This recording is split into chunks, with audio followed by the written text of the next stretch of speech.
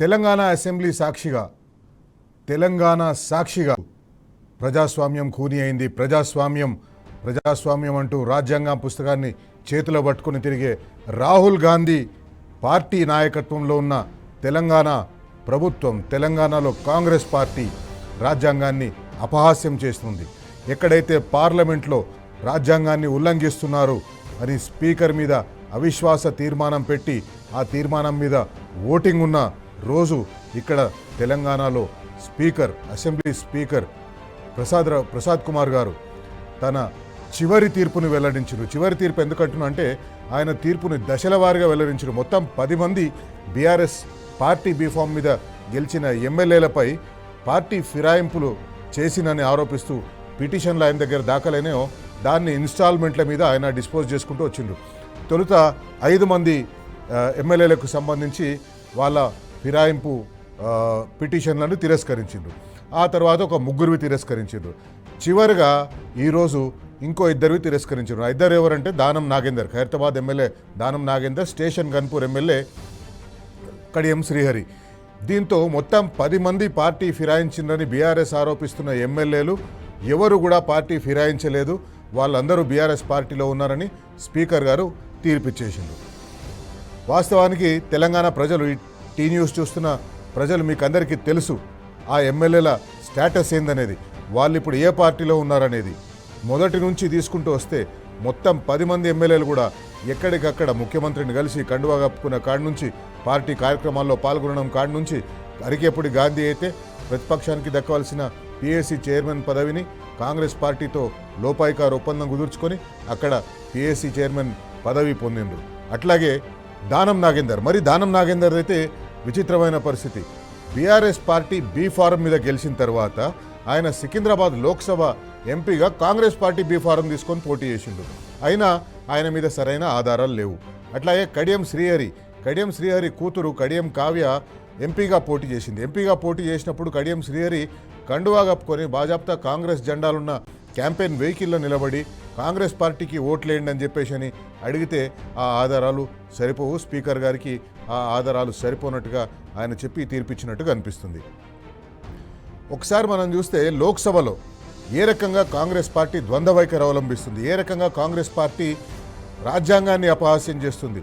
రాజ్యాంగాన్ని కాంగ్రెస్ పార్టీ అపహాస్యం చేసినంతగా ఈ దేశంలో మరింకా ఏ పార్టీ కూడా చేసి ఉండదు. ఇందిరాగాంధీ కాలంలో ఎమర్జెన్సీ మనం చూసుకున్నా, ఆ తర్వాత వచ్చిన గవర్నర్ పాలన విధింపులో చూసినా, అన్నింటిలో కూడా ఎక్కడ చూసినా కాంగ్రెస్ పార్టీని మించిన వారెవరు లేరు రాజ్యాంగాన్ని అపహాస్యం చేయడంలో. కానీ ఇప్పుడు కొత్తగా 4వ తరం నాయకుడు, కాంగ్రెస్ పార్టీ 4వ తరం నాయకుడు రాహుల్ గాంధీ వచ్చేసి ఆ ఎర్ర రాజ్యాంగ పుస్తకాన్ని ఒకటి పట్టుకొని ఆ రాజ్యాంగ పుస్తకాన్ని చూపిస్తూ ఈ రాజ్యాంగాన్ని ఉల్లంఘిస్తున్నారు అని మాట్లాడతారు. కానీ రాహుల్ గాంధీ గారు, మీరు ఒక విషయం చెప్పండి, ఇప్పుడు తెలంగాణలో ఈ 10 మంది ఎమ్మెల్యేలు కూడా కాంగ్రెస్ పార్టీలోకి పోయిండ్రు కదా, ఆ కాంగ్రెస్ పార్టీలోకి పోయింది మీరు పట్టుకున్న రాజ్యాంగంలో ఉల్లంఘింపుల కిందకి రాదా? రాహుల్ గాంధీ గారు, మీరు ఒకటి గుర్తుంచుకోవాలి. మీరు మీ ఎలక్షన్ మేనిఫెస్టోలో ఏం చెప్పిండ్రు? మీరు 13వ పారాగ్రాఫ్, మీ ఎలక్షన్ మేనిఫెస్టోలో 13వ పారాగ్రాఫ్లో ఇక్కడ చూడండి ఒకసారి. We promise to amend the 10th schedule of the Constitution and make defection on which the MLA or MP was elected an automatic disqualification of the membership in the Assembly or Parliament.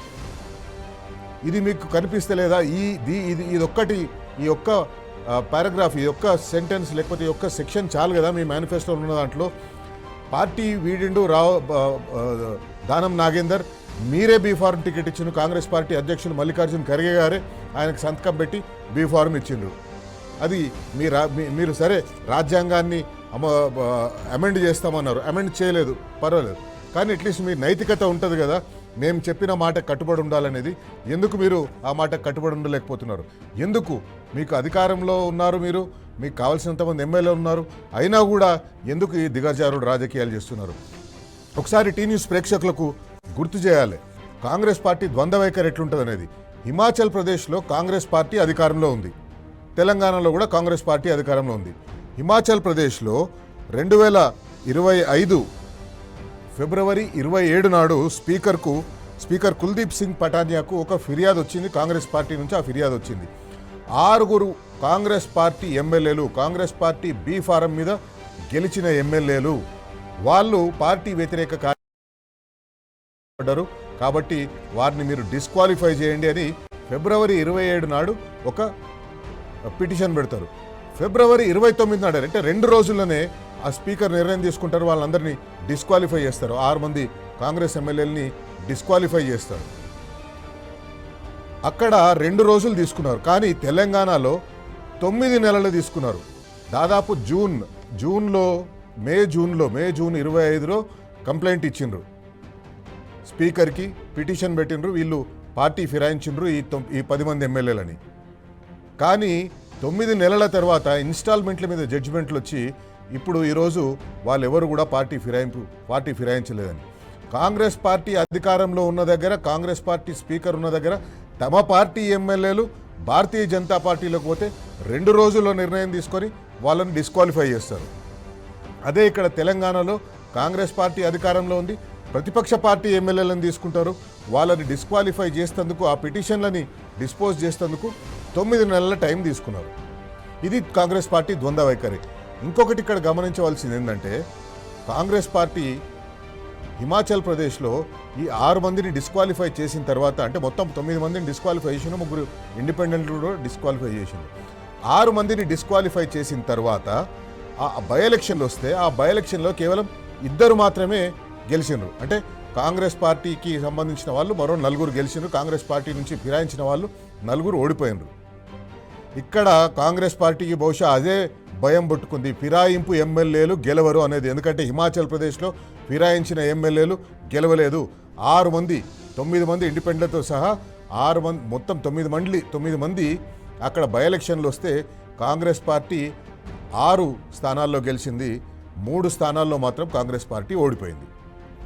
అక్కడ కాంగ్రెస్ పార్టీకి ఖచ్చితంగా తెలిసిపోయింది ఫిరాయింపు ఎమ్మెల్యేలు గెలవరు. అందుకనే ఆ భయంతో తెలంగాణలో కూడా ఫిరాయింపు ఎమ్మెల్యేలపై వేటు వేస్తే, ఫిరాయింపు ఎమ్మెల్యేలను డిస్క్వాలిఫై చేస్తే, బై ఎలక్షన్లు వస్తే ఈ 2.5 సంవత్సరాల్లో మేము తెలంగాణని ఉద్ధరించిన తీరు చూసి ప్రజలు ఎవరు మనకు ఓట్లేరని వాళ్ళకు స్పష్టంగా తెలిసిపోయింది.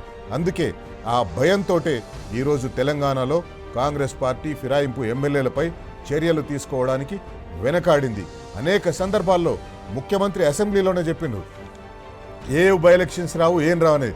ఇండైరెక్ట్గా స్పీకర్కి ఆయన హింట్ పంపించిండ్రు, బై ఎలక్షన్లు వచ్చేటట్టుగా మీరు తీర్పు ఇవ్వద్దు అని చెప్పేసి.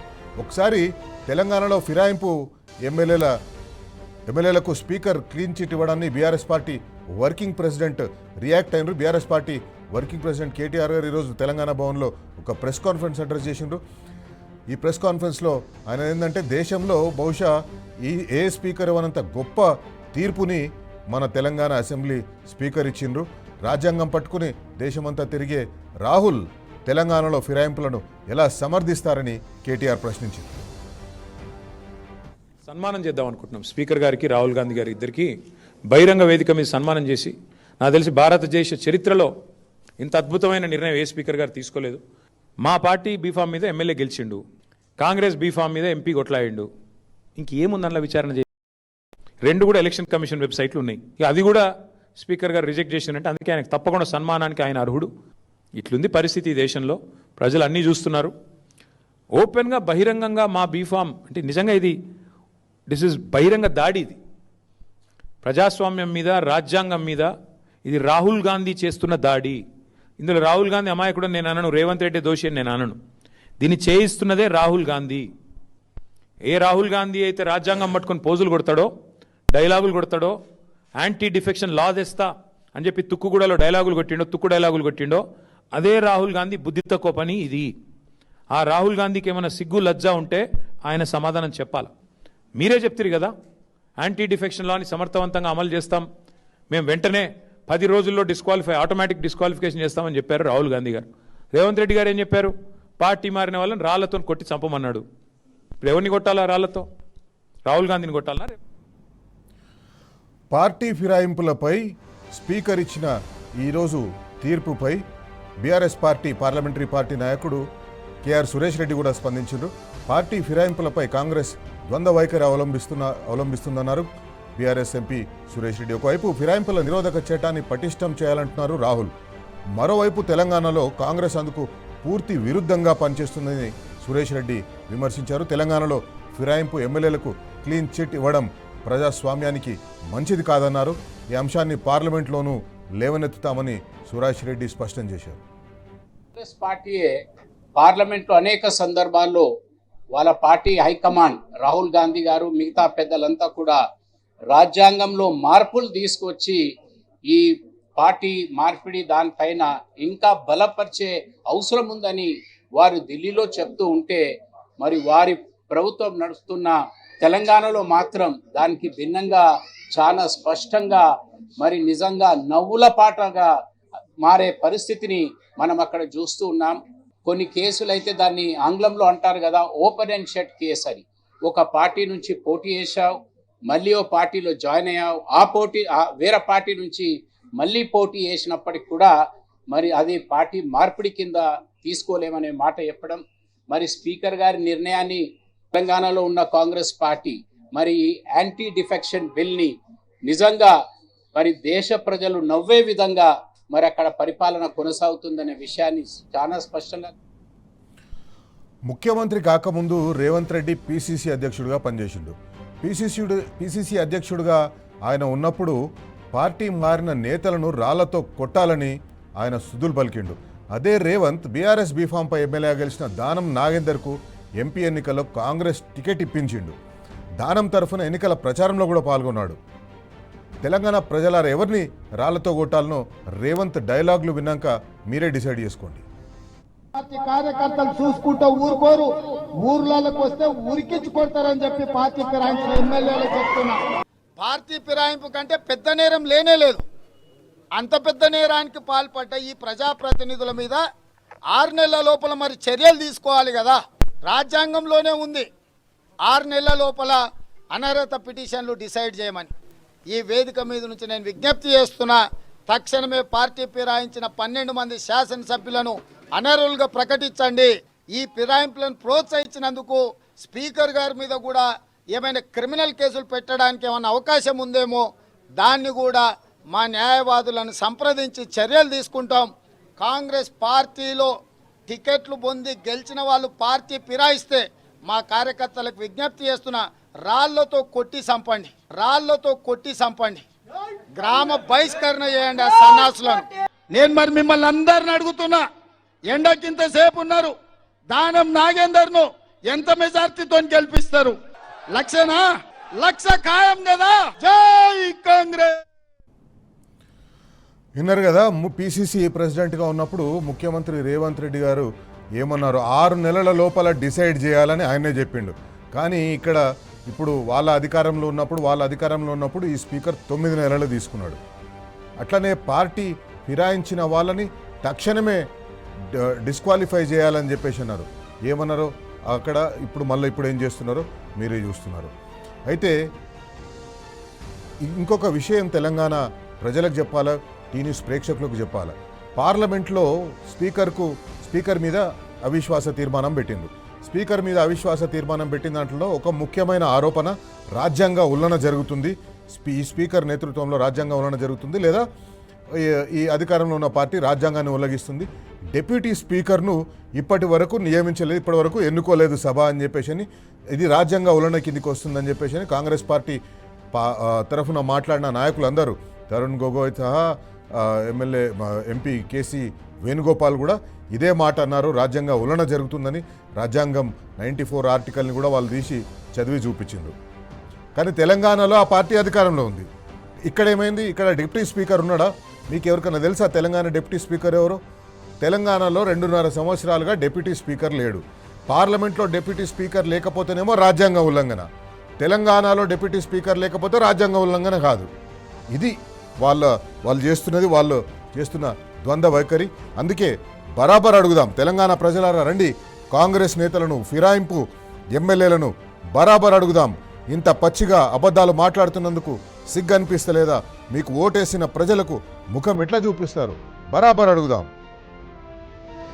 సోనియా గాంధీ, రాహుల్ గాంధీ, ప్రియాంక గాంధీ, మల్లికార్జున్ ఖర్గే గారు, ఇది మీ ద్వంద్వ వైఖరి కాదా?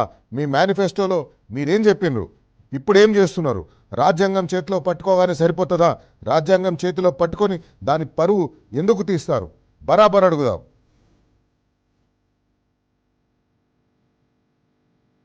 ఉప ఎన్నికలు వస్తే గెలుస్తామనే ధైర్యం లేక ప్రజలు చీకొడతారనే భయంతో రాజ్యాంగం చేస్తారా?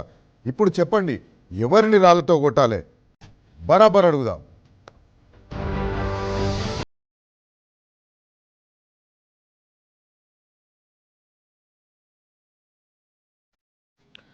అసలు కాంగ్రెస్ పార్టీ అధికారంలో ఉన్నప్పుడు ఫిరాయింపులను ఇష్టారీతిన ప్రోత్సహించింది. ఫిరాయింపులో అడ్డగోలుగా ప్రోత్సహించింది ఇందిరాగాంధీ. శ్రీమతి ఇందిరాగాంధీ గారు ప్రధానమంత్రిగా ఉన్నప్పుడు ఇష్టం వచ్చినట్టు ఫిరాయింపులను ప్రోత్సహించారు. హర్యానాలో అయితే పొద్దున ఒక పార్టీ, మధ్యాహ్నం ఒక పార్టీ, రాత్రి ఒక పార్టీ. కాంగ్రెస్ పార్టీ నేతృత్వంలో జరిగిన ఈ పార్టీలు ఆయారాం గయారాం. హర్యానాలో చాలామంది నాయకులకు పేర్లకు రామ్ అనేది వస్తుంది.